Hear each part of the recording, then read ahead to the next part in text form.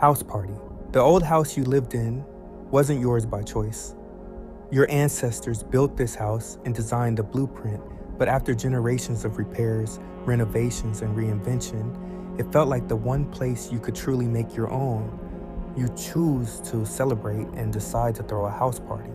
You spent the whole week getting your house ready. You cleaned the floors, tuned the speakers, set the lights just right, and stirred a huge pot of soup in the kitchen, the kind of soup that carried the soul of everything you'd ever lived through. When the evening came, you opened the front door wide and called out into the night, "Everybody's welcome. Come in, eat, dance, enjoy." You and your family were already there dancing and celebrating.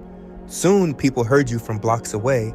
The first guest stepped in wearing bright prints and carrying steaming bowls of stews. The smell of spices filled the doorway. One of them grinned and said, "This for the table." You smiled back and told them to make themselves at home, to grab a bowl, to enjoy the night because under your roof, everyone was family. A moment later, the doorbell rang again. Another pair of guests stepped in wrapped in cloth from their homeland, balancing tall platters that looked like they'd traveled continents. They said they brought something to share, and you swung the door open even wider, telling them the timing was perfect and the night was only beginning. As the night wore on, you noticed guests filling a container with your soup and saying they wanted some for home. Another guest was checking the cabinets, attempting to copy your recipe into their phone. They asked, "What did you put in this? How long you cook it? What spices you use?" Someone else was filming your dance steps. A person slipping your seasoning blend into their bag took seconds, then thirds, nodding to each other in that silent way people do when they know they've discovered something powerful. Some pulled out little containers, a few took notes, others whispered about adding a bit of their own seasoning to the soup when they got back home. You didn't complain. A party is supposed to be generous. People take a little piece of it with them. Then, a week later, you heard music drifting from down the street. You walked past and froze when you recognized the beat. It was your playlist coming from their speakers, your dance moves on their floors, your flavors in their pots that they now called their own. They were throwing their own parties, and they didn't invite you inside. They didn't mention you. They didn't even nod at the house party where they gathered all the ingredients they were now serving.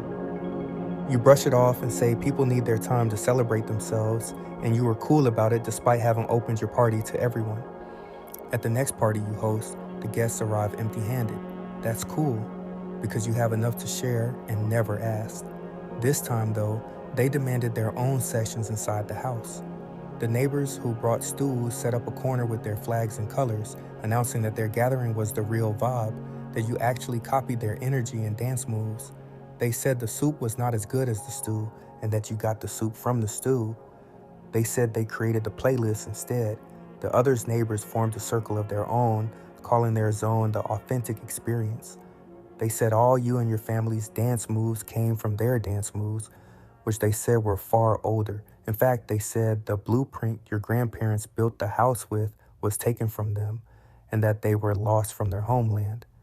They had these circles infused with versions of your soup, dressed up and altered, insisting they were simply continuing their own traditions. Some even said out loud, "This party isn't really a party anymore. This party is low class." All the while emulating your dances, your playlist, your speech, etc., you accommodated and brushed it off. You stand there surrounded by scents and sounds that all originated in your home, but now it's being renamed, repackaged, and claimed by guests who expect to be centered and served while refusing to acknowledge where any of it all comes from. One quiet but sharp question arises in your mind. Next week is the same thing. They throw parties and never invite you. This week, though, you throw a party, but it's only for you and your family. You close the door. You hear the knocks, and they are standing on the outside.